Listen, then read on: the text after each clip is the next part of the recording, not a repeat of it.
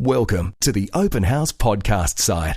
Available at openhouseonline.com.au. When I was on my morning walk this morning, I truly got a welcome shot of one of those feel-good hormones in my brain. I tell you the truth, when I thought about our human condition segment tonight, which is hardly surprising because we're beginning a 4-week pursuit tonight in pursuit of happiness. Each week, clinical psychologist Lyn Worsley is looking at every fascinating element, characteristic of what it means to be truly human. So I hope we're going to put a smile on your dial, and maybe even more, as you head into Monday. Lyn Worsley, happy to see you. Good to be here. It's great to see you tonight. Thank you so much. And dear listener, I'd love to hear from you tonight. 1300 40 20 20, or post on our Open House community Facebook page.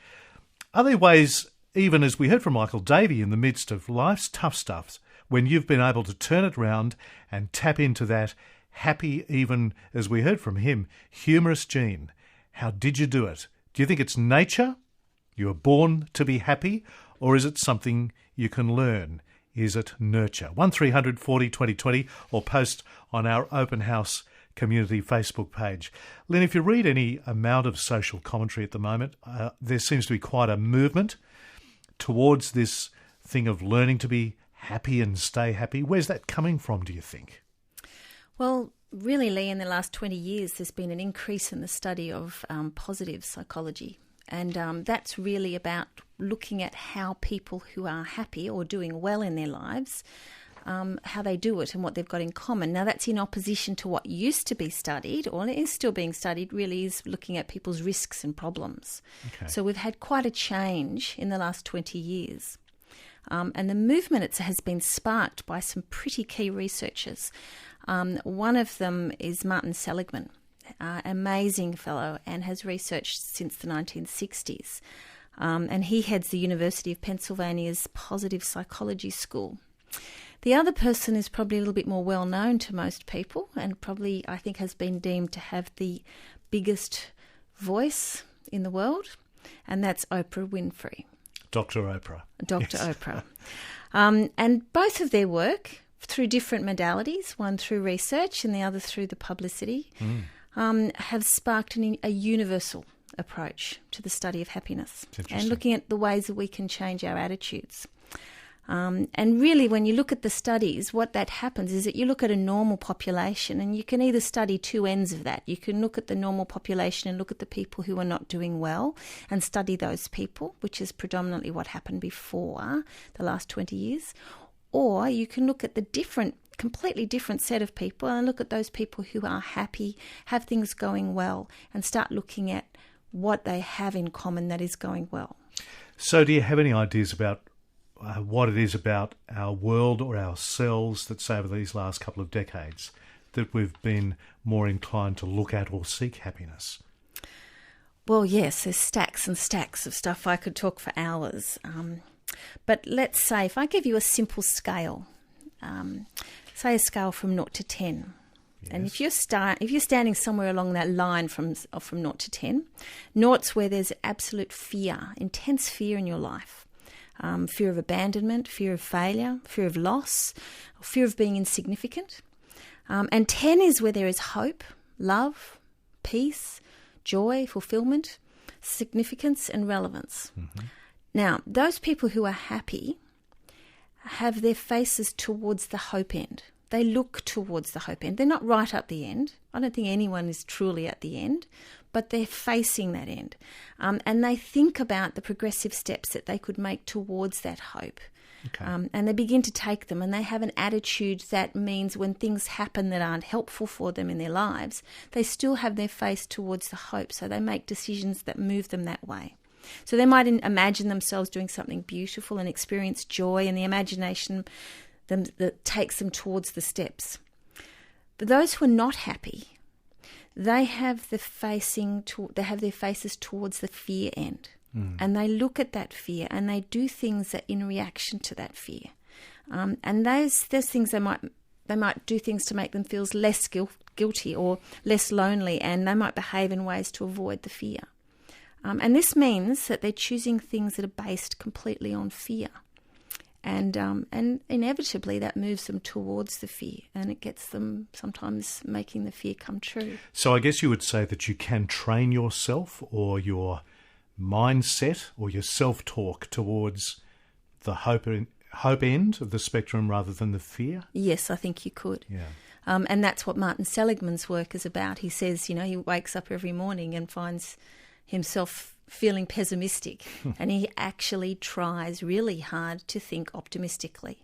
And that's from the master himself, who's actually found this way of thinking. Count your blessings. That's another way of putting it. Yes. Is happiness the same as the Christian character or virtue that we're urged to adopt, and that is joy? Is that the same thing or different? Yes. There's love, joy and peace is very similar to that. The Bible teaches us to put on joy. If we read the happy book, the Philippians, the happiest book in the Bible, I think, apart from Song of Songs, would be to meditate on things. It basically says in the last chapter, meditate on things that are true, noble, reputable, authentic, compelling, gracious, the best, not the worst, the beautiful, not the ugly, things to praise, not things to curse. Put into practice what you've learned from me. This is what Paul said. And do that, and God, who makes everything work together, will work you into his most excellent harmonies. Now, it's paraphrased from the Message, of course, but basically the Christian character is that we are to put on joy. We are to be in that place and deliberately face towards that. Even as we heard from Michael, even when life is tough. I'm wondering what your strategies are that you've adopted. Maybe how your thinking has changed so you can be happier. Do you live at the more hopeful end of the spectrum rather than the fearful? If you look at and live at the fearful end of the spectrum, how do you break out of that? Have you been able to break out of that? How much does hope beyond your immediately difficult circumstances play in maintaining that? I've often said there's always tomorrow. The difficulties of the day pass, and hope does nurture happiness. 1300 40 20 20 or post on our Open House community Facebook page.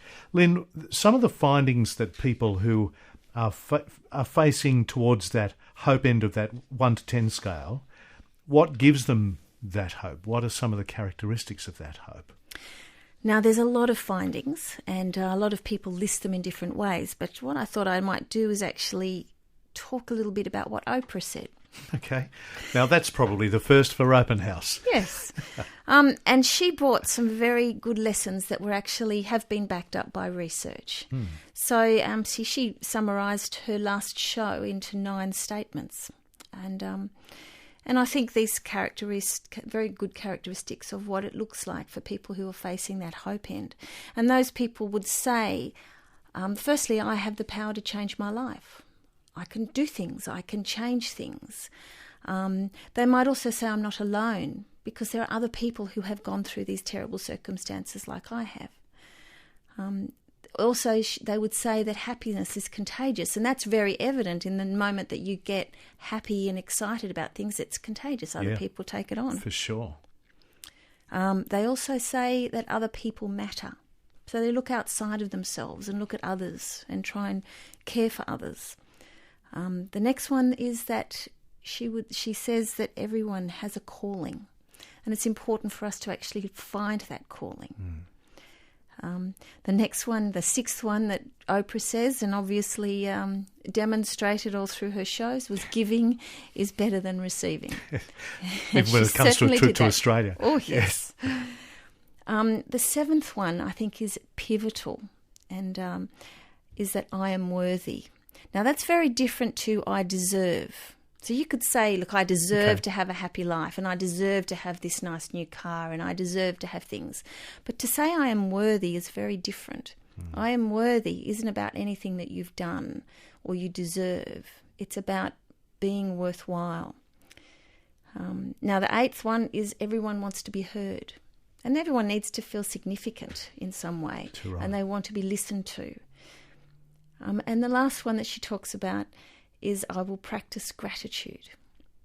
And Martin Seligman himself has his gratitude letters and his gratitude exercises, which I think are pivotal in the way you treat people. So, and they're the nine characteristics. I listened very carefully to those, and I don't want to artificially squeeze them into a framework independent of this, but most of those I could tick off neatly fitting into the Christian faith, though, of course, I can be happy without being a Christian. But those elements are very common. Absolutely. And if you read some of the work by the very happy Dalai Lama, he'd say the same things, and some of the work he's come up with is also very similar. Yeah. But that's also similar to the Christian faith, but of course not limited to Christianity. But then if you look at Christianity, we can see that when we know each of us is regarded by God as being worthy, Yes. Enough for him to go to such enormous lengths to make us have a relationship with him by sending Jesus, we then move to a place of not feeling like we deserve to be happy, but we move to a place where we feel so happy because we're loved and we feel worthwhile. And that brings with it gratitude. And so again, from that, a desire to do things and help others who are also loved by God. And these behaviours then result in happiness. With a sense of hope. Daniel's called in from Melbourne. Hi, Daniel. Lee, how you going? Fine, thanks. Excellent. What would you like to say? I would like to say that, first of all, I'm a life coach. I'm actually life coaching Nick Brax at the moment, who's on Dancing with the Stars. I'm sure you might have all seen him. Hey, my niece is on it too. Jade Hatcher. I hope she's still on it. She might have been kicked out. I haven't been watching tonight. I didn't watch it tonight either. Sorry, we're not here to talk about Dancing with the Stars. Exactly, that's right. Yeah, but, as far as fulfillment goes, Yeah. my main strategy that especially I teach my clients and everyone in life, and something that I've experienced through an addiction on drugs that I had, and it helped me get through that, definitely, and that is that you must take control over your thoughts.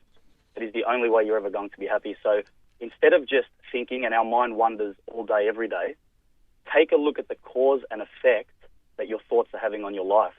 Your thoughts create your emotions determine how you act, and your actions determine the results you get in your life. So it all begins with the way you're thinking. And once you look at the cause and effect of your thoughts, you're able to redirect them. Daniel, I'd be happy to have my life coached by you, mate. Thanks very much for calling in tonight. Thank you. Lyn, that's a very common thought in your sphere of work, isn't it? Yes, and I think Daniel's just outlined the cognitive behaviour therapy model. Yes, I know. Very wonderfully. Yes, yeah. Let's see where the rubber hits the road, as always. Can you give us some practical examples of that hope-fear kind of dynamic? Yes, I can give you an example. And I've got an example of a young girl who was an amazing skater.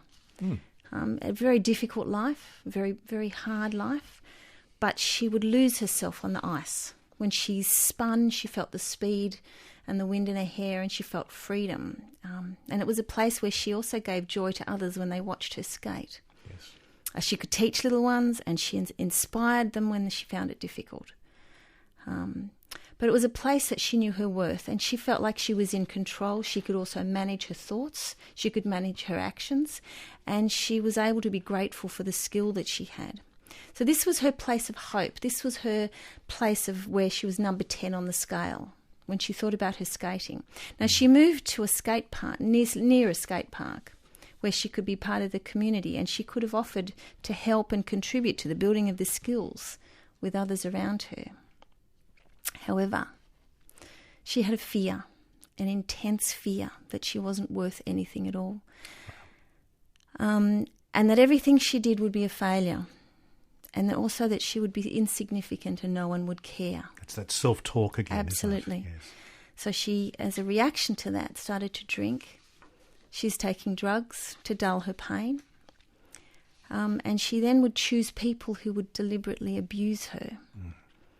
And who didn't care about her dream. And the more that fear drove drove her, the further that she went towards the fear. Yes. And the further she went away from the hope. And the more that she did that, she forgot what the hope was, and it became just like a muddled What dream. a tragic thing. Absolutely. So she wasn't happy at all. She felt that she was happy when she was on drugs. But that was because it was just dulling the pain. Yes. if she could see her choices and focus on the hope and make decisions based on facing towards the hope, even the smallest choices towards that hope would be a step towards happiness for her. However, it's really hard to turn someone's head when they're so deeply entrenched. Yes, but indeed. it's not impossible. No. In our 4-week pursuit of happiness, next week we're going to continue this and look at meaning and purpose and where that plays out. Just give us a brief sketch of that. Well, one of the key factors that we need to look at in our lives is having a meaning and a sense of significance as to why we're here. And I think in our Christian journeys, that's something that is very important for us and that God gives us. But in life in general, people search for meaning. And it is that man's search for meaning, Viktor Frankl mentions in his book, that man's search for meaning, that is the very core that separates us from the animals. And unless we have a sense of meaning, then there's often that void. And this has been significant in the area of psychology. So as much as, we're probably people sitting at home as Christians saying we've known that for ages. The psychology likes to study evidence for things. Yes. And so now we're starting to find lots of findings that says that those people who have a sense of meaning in their life are very, very much happier. We'll all look forward immensely to it, as always, Lyn Worsley, in The Human Condition. Thank you so much again for joining us. Across Australia, this is Open House. We hope you enjoyed this Open House podcast, thanks to Christian Super and Real World Technology. To hear more from Open House, visit openhouseonline.com.au.